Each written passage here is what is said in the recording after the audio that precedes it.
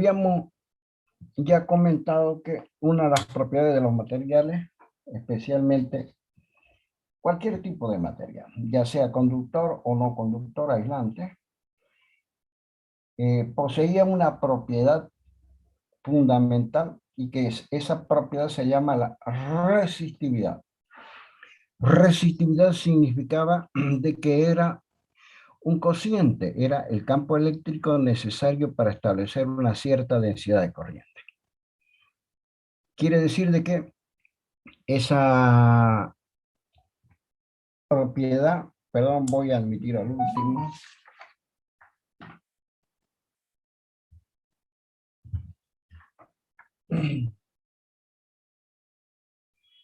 Esa propiedad es una condición o es algo que poseen todos los materiales. Los buenos conductores tienen baja resistividad. Quiere decir, en otras palabras, que permiten nomás la circulación de corriente a lo largo de su seno, a lo largo de su molécula. Los malos conductores tienen una resistividad alta. Y habíamos mostrado una tablita en la cual la plata, el grafeno tiene una resistividad casi perfecta.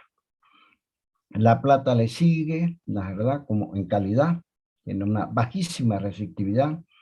Después le sigue el cobre, el oro, el aluminio, etc. Por eso es que para los efectos de conducir corriente eléctrica es necesario utilizar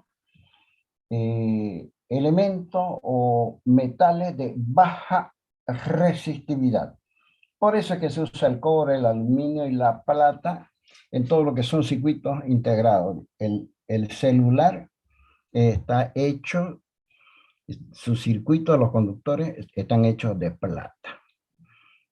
El resto de los materiales son pésimos conductores de la corriente, quiere decir que tienen una resistividad alta. Bien, dificultan el paso de la corriente y entonces si dificultan el paso de la corriente quiere decir de que es necesario demasiado campo eléctrico para poder la verdad, conducir la corriente, o en otras palabras, el gasto de una gran cantidad de energía para que la corriente circule a lo largo de ello. Y habíamos comentado también que esa resistividad variaba en función de la temperatura, ¿verdad? Y esta expresión me permitía calcular la resistividad a una temperatura T cualesquiera, conociendo la resistividad a una temperatura de referencia. Esta tabla, observen ustedes que está tomada entre 20 y 25 grados centígrados de temperatura, ¿verdad? Es una temperatura de referencia para lo cual valen estas cantidades. Para otra temperatura, obviamente la resistividad va a variar con la temperatura. Lo que vamos a ver ahora es el tema de resistencia. ¿Qué viene a ser la resistencia? La resistencia es una propiedad que poseen los materiales de acuerdo a su condición geométrica. Vamos a tomar un conductor azul de sección cuadrada y este conductor azul, por él vamos a hacer circular una corriente, una intensidad de corriente tal como I. A llamemos al área de la sección transversal. Corto con un plano perpendicular al eje del conductor y de esa manera el corte, el área correspondiente a la superficie que responde al corte transversal, la voy a llamar de ahora en adelante A. Vamos a decir que este conductor posee una cierta longitud tal como L y además entre la cara de un extremo y la del otro existe una diferencia de potencial B, que es la que impulsa los electrones, la energía por unidad de carga, que impulsa los electrones de forma tal que esos electrones circulen a lo largo del conductor. Ya sabemos que la resistividad es el campo eléctrico dividido la densidad de corriente. Y ahí podemos despejar el campo eléctrico como ρ por J, que es la densidad de corriente. Bien, Pero es muy difícil medir el campo eléctrico y es muy difícil medir la densidad de corriente. Entonces deberíamos buscar una relación más práctica. Entonces, ya sabemos que J es la intensidad de corriente dividida del área. De ahí podemos despejar la intensidad de corriente. Pasando al otro término, el área me va a quedar que la intensidad de corriente es J por A. Además, la diferencia potencial ya habíamos deducido que era igual al campo eléctrico por L, donde E es el campo eléctrico que impulsa a los electrones, genera fuerzas de origen eléctrico, impulsan a los electrones para que ellos puedan moverse a lo largo del conductor, y la B, que es la diferencia potencial, es igual, ¿verdad? Habíamos comentado, a E por L, donde L es la longitud del conductor, la longitud de todo el conductor. Entonces, de ahí podemos despejar el valor de, además, nosotros sabemos de que despejando obviamente de esta expresión, pasamos a esta otra, me quedaría de que E es igual a B dividido L. Y en la expresión, la verdad, de E, que es B dividido L, la verdad, ella será igual a ρ por J. ¿De acuerdo? Esa sale de acá. E es igual a ρ por J. Pero E ya sabemos que vale B sobre L. Planteamos esta expresión y reemplazamos el valor de J, que es igual, me quedaría en el término de la izquierda B sobre L, en el término de la derecha ρ, y J la reemplazo por I dividido A. Y ordeno, paso el L a multiplicar al otro miembro, me va a quedar que B es igual a ρ por L por I dividido A. Y a este término de la derecha, que es ρ por I por L dividido a una parte de él voy a llamar R. R será entonces ρ por L dividido A. Y a ese la voy a bautizar de ahora en adelante como resistencia del conductor. Entonces, B me va a quedar R, que es ρ por L dividido A por I. B igual a RI, o B igual a I por R. Y es una famosa ley de la electricidad llamada ley de Ohms. La ley de Ohms es una de las más apreciadas y utilizadas leyes de la teoría eléctrica. Me dice que la diferencia de potencial es igual a la resistencia multiplicada por la intensidad de corriente que circula a lo largo del conductor. Me dice que la diferencia de potencial entre los extremos de un conductor es igual a la resistencia por la intensidad de corriente que circula por el conductor. Eso se llama ley de Ohm, donde la resistencia está en función de la resistividad de la longitud del conductor y del área del conductor. Quiere decir que la resistencia será grande porque para un determinado conductor que posee una cierta resistividad, si el conductor es muy largo. Si el conductor es muy largo, el numerador es muy grande, R será grande. La resistencia será muy grande también si el área es muy pequeña. Si el área es muy pequeña, como la resistencia será grande. Bien, quiere decir que la resistencia de un conductor es una propiedad del conductor llamado resistor, que depende exclusivamente de las propiedades geométricas que posee el conductor, de su longitud y de el área de la sección transversal. Mayor longitud, mayor resistencia. menor área, o lo que es lo mismo, más delgadito es el conductor, mayor resistencia. Por eso es que los cables de la ducha y de la plancha son gruesos, porque el área, al ser grueso, esta área es grande. Los cables que pasan por la calle, esos de aluminio, son bien gruesos, ¿no es verdad?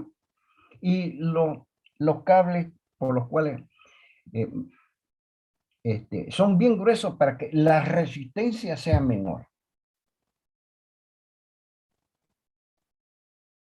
Bien, esa es lo fundamental. Si la resistencia es menor, gasto menos energía en transportar la corriente a través de un cable grueso y corto versus un cable muy delgado y largo.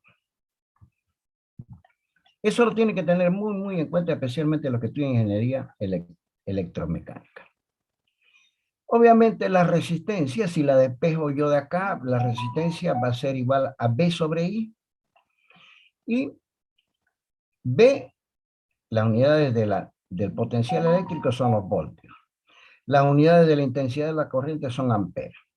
Quiere decir que las unidades de la resistencia eléctrica son voltios dividido amper, voltios por ampere a la menos 1. Le vamos a poner un nombre. Le vamos a poner el nombre de ohms. Las unidades de la resistencia eléctrica de los materiales son los ohms, son los voltios dividido amper. Eso lo tienen que traer en sus formularios. Obviamente, observen ustedes que el ohm es una unidad bastante práctica. Habrán algunos materiales que tienen una altísima resistencia, entonces se medirán en kilo ohms, 10 a la tercera ohms, o en mega ohms, 10 a la sexta ohms. O si no, que tienen una resistencia muy baja, en micro ohms, 10 a la menos 3 ohms. Y también la resistencia de un conductor varía con la temperatura. Lo mismo que la resistividad varía con la temperatura, la resistencia varía también con la temperatura, y aquí tengo una expresión que me permite calcular la resistencia de un conductor a una determinada temperatura dada, como la resistencia del conductor a una temperatura de referencia, un coeficiente alfa, ¿no es verdad?, que depende del material, y la diferencia de temperatura. Bien, de esa manera siempre ustedes van a encontrar resistores que tienen una propiedad resistencia. Lo mismo que los capacitores poseen una propiedad subcapacitancia. Los resistores poseen la propiedad que se llama resistencia. Pero si yo tengo un circuito, cualesquiera, y hago circular la corriente por él, si cesa el campo eléctrico, cesa la circulación de los electrones, cesa la circulación de la corriente. Esto es un circuito abierto. Observen ustedes que las cargas negativas pasarán desde este punto, que tiene una crucecita, que tiene carga positiva, pasarán al otro extremo del circuito que acumula cargas negativas. A medida que este punto pierde cargas positivas, se vuelve cada vez más negativo, y a medida que recibe cargas negativas, se vuelve cada vez más negativo. Quiere decir que llegará un momento en que ambos están tan negativos, o sea, tienen la misma cantidad de partículas cargadas negativamente. Deja de circular la corriente porque no hay fuerza que arrastre los electrones. Debe haber un influjo que, observen ustedes, de que en este circuito, este punto que tiene el signo más, que está cargado de cargas positivas, es el punto que posee mayor energía.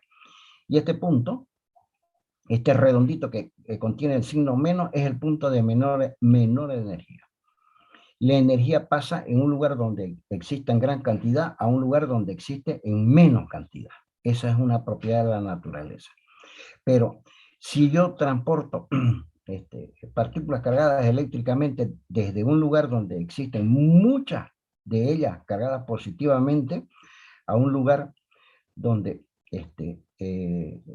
está cargado negativamente. Si transporta la carga positiva, acá se va volviendo más negativo y acá se va volviendo más positivo hasta que se igualan ambos y ya no hay transporte de partículas cargadas eléctricamente. Debe haber un influjo o un aparatito o algún dispositivo que me devuelva las cargas desde el menor potencial al mayor potencial para que luego de él nuevamente pasen desde el mayor potencial al menor potencial. Si es que yo tengo 500 bolivianos en mi bolsillo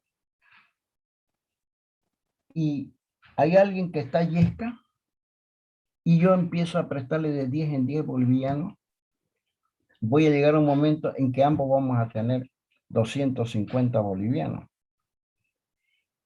Yo voy a quedar más yesca con menor energía y el otro va a quedar más cargado de aquel que tenía menor energía. Va a quedar con 250, va a quedar más positivo. De esa manera, pero si el que yo le presto me devuelve a mí, yo le presto 10 y al otro día me dice, toma, vos me prestaste ayer 10, te devuelvo 10. Yo siempre voy a quedar con harta energía y con harta plata en el bolsillo. Y siempre le voy a poder prestar al otro. Me dice, préstame 20, ya te doy 20, pero él al otro día me los devuelve. Y eso, esa circulación de corriente o de dinero va a seguir girando de forma permanente. Habrá un influjo. La honestidad del que debe, que me permite a mí cargarme positivamente con la plata que me es devuelta. De esa manera, este aparatito rojo posee un influjo que hace que lo que le prestó el punto A al punto B, el punto B se lo devuelve. Pasa desde un lugar, el punto B de menor energía, de vuelta al punto A de mayor energía. A le presta B y B le devuelve A y así A puede nuevamente prestarle a B, ya que B siempre le devuelve. Ese influjo se conoce con el nombre de fuerza electromotriz. Y el aparatito que permite de que B le devuelva A la energía, entonces ese aparatito se conoce con el nombre de fuente de fuerza electromotriz. Quiere decir que habrá una fuente de fuerza electromotriz que tiene un influjo de tal manera que ese influjo permita que las cargas pasen del lugar donde existe menor energía a un lugar donde exista mayor energía. Quien provee ese influjo es la fuente de fuerza electromotriz. Muy bien, dicho eso, hay muchos aparatos. La batería es una fuente de fuerza electromotriz. La batería del auto es una fuente de fuerza electromotriz. Tendrá un borne rojo, que es el borne positivo, que es aquel que tiene la mayor energía. El borne negro será aquel que tiene la menor energía y el influjo es producido por la circulación de corriente. El influjo, que es la fuente de fuerza electromotriz, es producido por transformaciones químicas. Tendrá entonces un borne de mayor energía positivo y un borne de menor energía negativo. Y el borne, el rojo le presta al verde, pero el verde le devuelve debido a que existe la energía química, las transformaciones químicas, que le mandan una orden al verde para que le devuelva lo que el rojo le prestó. Entonces, este aparato, que es algo físico, se llama una fuente de fuerza electromotriz. Pero no solamente la batería, la pila. La pila de la linterna tiene una parte plana, una basecita y una parte con una puntita. En la puntita está el borne positivo, mayor energía, y en la basecita está el borne de menor energía. Y si ustedes observan una pila, observen que aquí hay una crucecita y aquí hay una rayita. Me está indicando claramente que este es el borne positivo y este es el borne negativo. También eso se produce por influjo químico. Observen ustedes que cuando ustedes le cambian la pila a su control, si la ponen al revés, en el control está marcado cómo debe ir la pila. Normalmente la basecita va en un resorte y la puntita va en una plaquita. Si ustedes la ponen al revés, el control no funciona. Tengo también la pila del, ¿cómo se llama? De la computadora. Tengo también el panel solar, que es una fuente de fuerza electromotriz. Tengo un generador movido por un motor de combustión interna, ¿no es verdad? Que me permite alumbrarme en los lugares donde no hay corriente de una fuente externa, ¿no es verdad? Que venga a través de un cable. Este es el generador. Produce corriente. ¿Quién mueve el generador? Lo mueve, en el caso de este tipo de aparatito, que hay desde muy pequeño hasta muy grande, inmenso. Este generador lo mueve un motorcito de gasolina. Lo hace girar y este generador produce corriente. Es una fuente de fuerza electromotriz. El panel solar es otro. Carga la batería el panel solar y yo tengo luz en el campo en la noche. Bien, entonces la diferencia de potencial es igual a la fuerza electromotriz. Quiere decir que las unidades de la fuerza electromotriz también son los voltios, dado que hay una igualdad entre fuerza electromotriz y diferencia de potencial, y el potencial se mide en voltios. Obviamente la fuerza electromotriz tendrá como unidad de los voltios. Pero habíamos dicho que hay un aparatito llamado resistor y que posee una propiedad llamada resistencia. ¿Y cómo represento yo los resistores? No es verdad que los capacitores los representé mediante dos palitos paralelos. El resistor es una cigarrita. Una sierrita como esta representa un resistor. Fíjense, este es el resistor 1, cuyas resistencias son 330 ohms. También se suele representar mediante un rectangulito. Este es el resistor cuyas resistencias son 330 ohms. Para los fines electrónicos es un aparatito, un tubito, el resistor. Y tiene un código de colores donde ese código me da información sobre el resistor. Ahora, cuando yo tengo un resistor cuya resistencia varía, le pongo una flechita, ya sea a la sierrita o al cuadradito. Cuando ustedes, este es la codificación o el icono, por así decirlo, más usual, la sierrita, para indicar que en ese punto hay un resistor que posee una resistencia.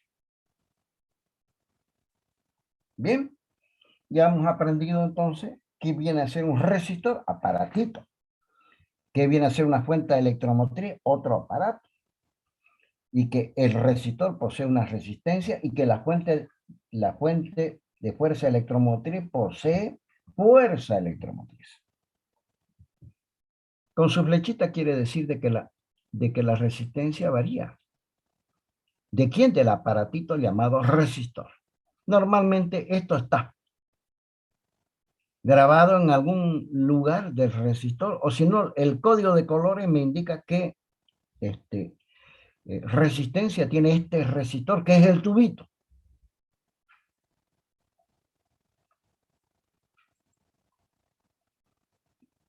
La fuente de fuerza electromotriz de ahora en adelante la vamos a representar mediante un palito largo y un palito corto, ambos paralelos entre sí.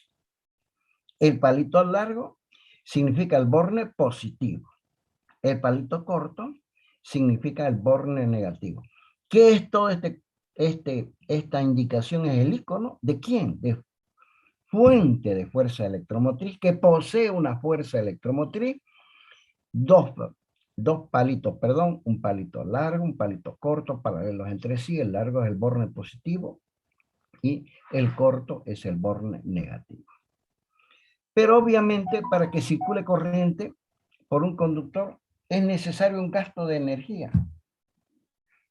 Si yo tengo un circuito cualquiera como este rojito, entrará al borne positivo una cierta corriente, o al punto A entrará una cierta corriente, y para que esa corriente, esa intensidad de corriente circule y llegue hasta el punto B, se necesitará un gasto de energía para que la corriente circule a lo largo del circuito.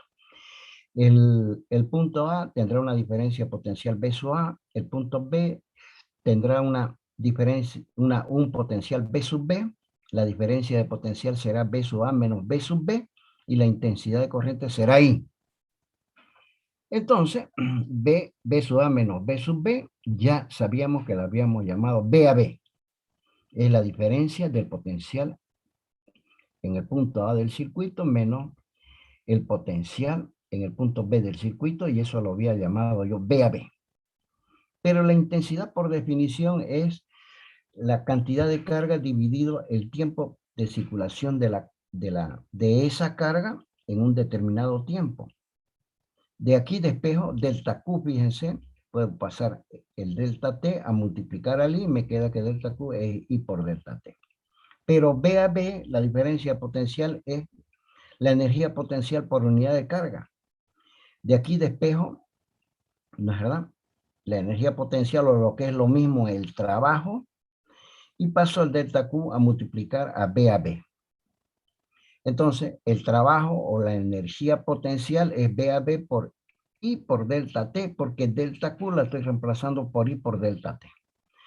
Esta es la energía necesaria para hacer circular una corriente y entre un punto A y un punto B en un tiempo delta T.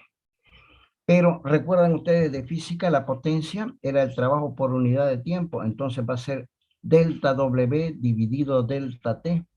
Entonces divido esta expresión entre delta T, simplifico ambas a delta T y me va a dar que la potencia es B a B por I. Encontré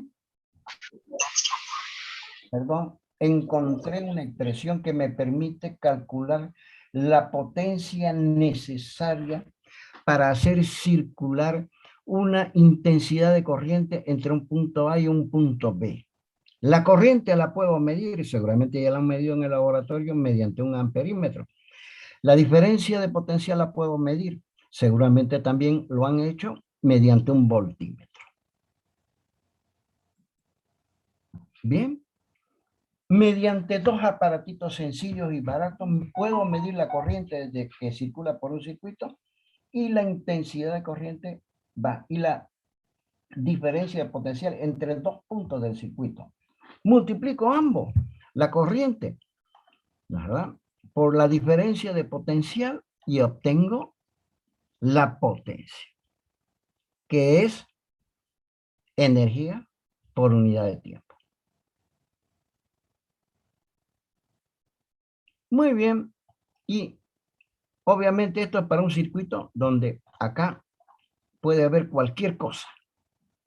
Pero si acá hay solamente un resistor que posee una resistencia, entonces la expresión válida que B a B por I, B a B lo reemplazo por I por R, y me va a quedar multiplicando I por I cuadrado por R. Es una expresión para, en un circuito solamente resistivo, de la potencia. ¿No es verdad? Pero I cuadrado es B a B sobre R. Entonces, I cuadrado es B cuadrado sobre R al cuadrado. Entonces simplifica, y esta es otra expresión para poder calcular la potencia. O la calculan por I cuadrado por R, o la calculan por B cuadrado dividido R, la potencia. Bien, tengo entonces expresiones que me permiten calcular la potencia en un determinado circuito entre los puntos A y B. la potencia necesaria para hacer circular una corriente I en un resistor cuya resistencia es R. Ya tuve una expresión muy práctica. ¿Por qué? A ver, ¿quién gana un partido de fútbol? Gana el equipo cuyos jugadores tienen mayor potencia para correr. Corren en un tiempo más rápido que los otros. Pueden gastar mucha energía en un tiempo más corto. Los surcen a goles al equipo de los flojos, porque los flojos no tienen la capacidad de gastar energía en un corto tiempo. Los otros le corretean todo a la cancha y le meten cualquier cantidad de goles.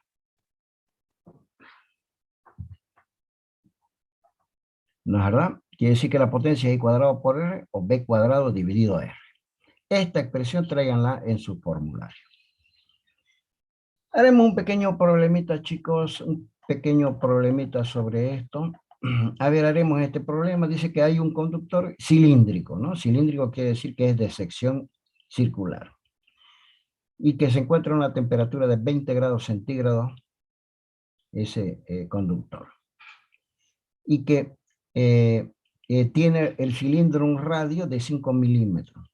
Y ese conductor está formado por dos materiales dispuestos uno a continuación del otro. Uno a continuación del otro. El cobre y el aluminio están juntitos. Nada más que el cobre, la longitud del conductor de cobre es 50 centímetros y la longitud del aluminio es 80 centímetros. Me piden que calcule la potencia disipada en todo el conductor, que está formado por un pedazo de cobre de 50 centímetros y un pedazo de aluminio de 80 centímetros. Y me calculen a la temperatura de 20 grados centígrados. Y me piden que calcule la resistencia del conductor si es que la temperatura subiese hasta los 50 grados centígrados. A ver, vamos. Tengo un conductor, uno de cobre y otro de aluminio juntitos, soldados en su puntita. Me dan la longitud del de cobre y me dan la longitud del de aluminio. Me dicen que se encuentra a una temperatura de 20 grados y me piden que calcule la potencia necesaria para hacer circular una determinada corriente. ¿De acuerdo? Muy bien.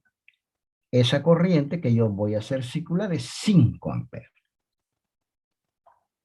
Entonces pongo todos los datos, la longitud del cobre, la longitud del aluminio, reduzco todos los 50 centímetros, 0,5 metros, la mitad de un metro, 80 centímetros, el 80% 1 metro, 0,8 metros, la temperatura de referencia 20 grados centígrados, la temperatura para los cálculos en el del inciso B 50 grados centígrados, el radio del conductor que es 0,005 metros, ¿no es verdad? Y la corriente que circula por el conductor. Pongo las fórmulas necesarias, la resistividad del cobre, la resistividad del aluminio, la fórmula del área, ¿no es verdad? Que es pi por r cuadrado, donde R es el radio de la sección circular del conductor, dado que el conductor es redondito. La sección circular es un circulito. Es cilíndrico el conductor. Muy bien. Pongo la expresión de la variación de la resistencia de acuerdo a la resistencia de referencia. Resistencia a la temperatura T. Pongo la ley de Ohms y pongo la ley de la potencia B por I. Con todas esas expresiones que ustedes van a tener en su formulario, cuando demos el examen, creo que estaba fijado el examen para el próximo lunes, chicos. No lo vamos a dar, porque obviamente la universidad va a entrar en paro. Además, no van a poder llegar porque va a ser muy difícil que consigan transporte. No los van a dejar circular, así que se aclara este asunto, se solucionan los problemas y de cualquier manera ante la incertidumbre lo vamos a suspender tentativamente, no para este lunes 8, sino para el lunes siguiente, que el lunes siguiente es 15. Así que tienen una semana más para estudiar. Bien, tentativamente lo daremos el 15 si se solucionan los problemas y si no, bueno, tendremos que postergarlo nuevamente. De esa manera plantea todas las expresiones que las tengo en mi formulario. Obviamente procedo al cálculo. Me agarro de la tablita que habíamos visto antes para la temperatura de 20 grados y sé la resistividad del cobre y sé la resistividad del aluminio. La tablita me da el valor de la resistividad del cobre para 20 grados y la resistividad del aluminio para 20 grados. Con esos valores los extraje acá. Y el radio del conductor es igual a R, ya habíamos dicho que era 0.05 metros, y de ahí calculo el área. El radio al cuadrado y el área, como pi por R cuadrado. Me da 7.85 por 10 a la menos 5 metros. Bien, una vez que hago eso, calculo la resistividad del cobre como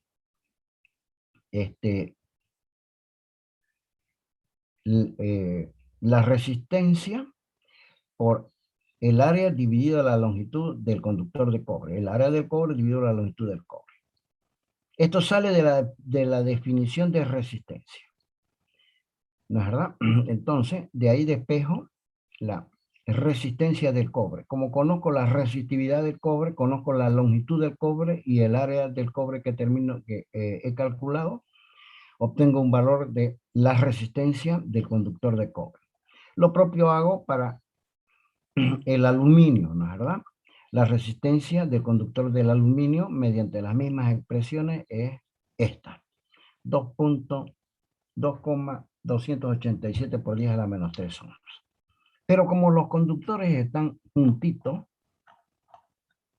veremos que están juntitos los conductores, entonces la resistencia de este más la resistencia del gris, la resistencia del conductor de cobre más la resistencia del conductor de aluminio, es la resistencia total del conductor. Sumo ambas resistencias.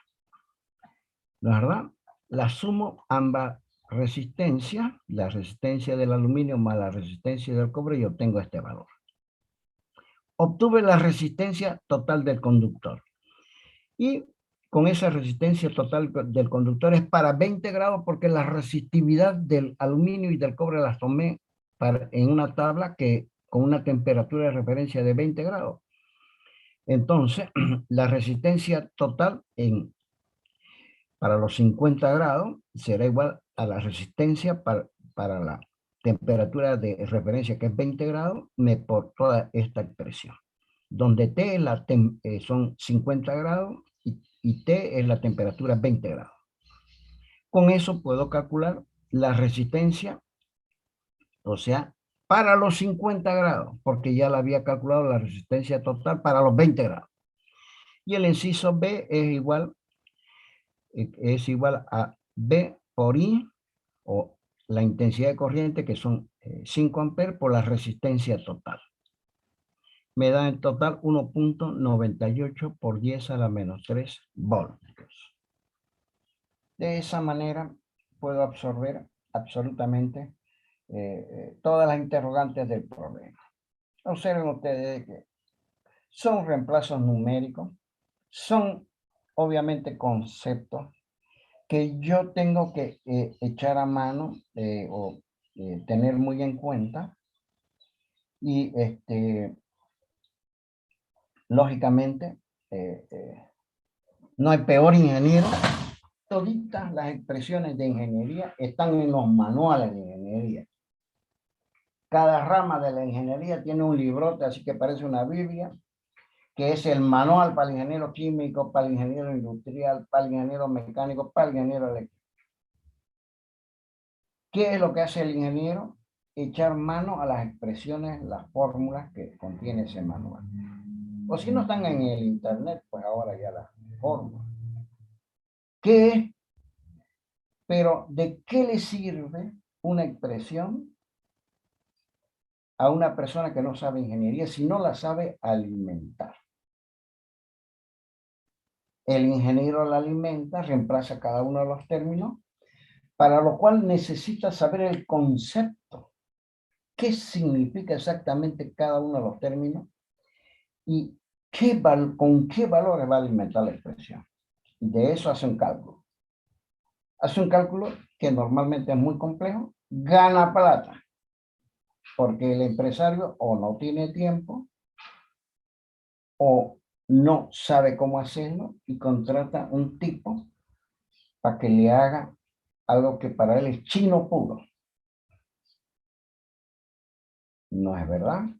No hay peor ingeniero que el que no tiene el concepto, porque por más que él sea muy hábil para reemplazar, si no tiene el concepto, qué significa cada término, no puede alimentar la expresión para los cálculos.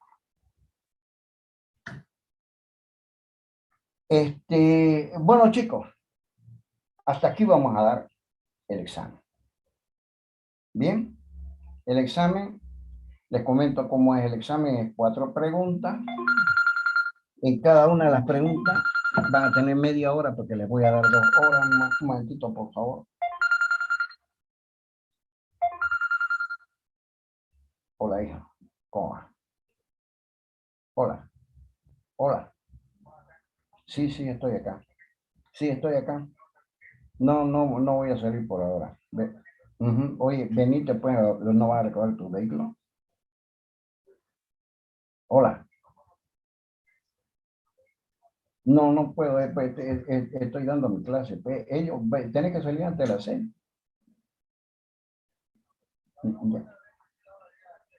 Ya. Bueno, ok. Bueno, ya, chao. Entonces, de esa manera, el examen son 4 preguntas, chicas, que están cordialmente invitados. Apenas se solucione el problema, yo lo voy a tomar el examen.